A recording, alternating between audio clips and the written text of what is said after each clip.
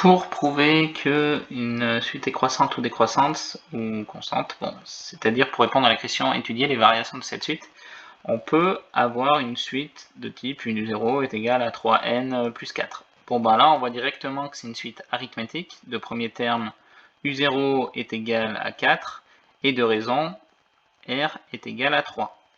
Donc comme c'est une suite arithmétique, il faut bien le préciser, c'est une suite arithmétique et sa raison est égale à 3, donc r est strictement supérieur à 0, donc la suite un est croissante.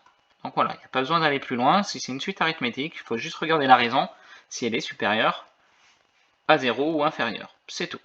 Derrière le u0, on s'en fiche, c'est pas grave s'il est négatif, pour une suite arithmétique, en tout cas pour les variations. Imaginons qu'on ait une deuxième suite, là c'est un est égal à moins 4, moins 5n. Bon bah là, c'est toujours une suite arithmétique. De premier terme, u0 est égal à moins 4, et de raison, r est égal à moins 5.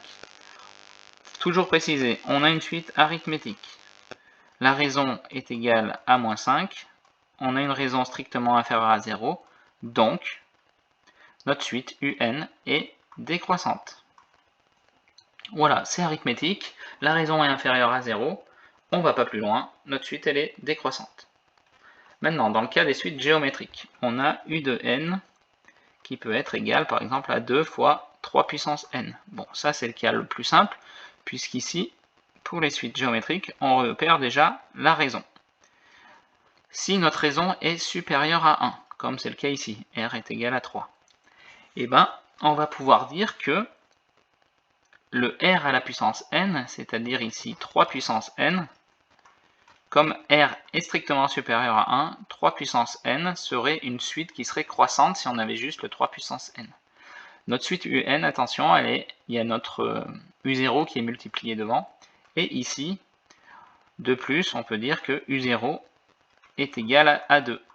u0 est strictement supérieur à 0, donc ça ne va pas changer, comme c'est positif, ça ne va pas changer les variations de notre 3 puissance n. Donc finalement, tout ça, c'est-à-dire un, va rester croissant comme notre 3 puissance n. Ça ne va rien changer. Maintenant, on va reprendre cet exemple, et cette fois, on va prendre moins 2 fois 3 puissance n. Donc là, je ne vais pas refaire le début, parce qu'on a r qui est égal à 3, r strictement supérieur à 1, donc 3 puissance n est croissant, donc ça c'est exactement la même chose. Mais cette fois, on va changer ça. De plus, hop, ici, on a u0 qui est égal à moins 2. Comme il est égal à moins 2, on a bien u0 qui est strictement inférieur à 0. Et donc ça va changer les variations de notre 3 puissance n. On avait vu que notre 3 puissance n, il était croissant. Le problème, c'est que u0 est inférieur à 0, c'est-à-dire négatif. Donc ça, c'était croissant. Notre suite u de n va changer le sens de variation et va être donc décroissant. Voilà. Donc là, c'est vraiment si on a des formules de suite qui sont très faciles à reconnaître, puisqu'on connaît les formes explicites qui sont données ici.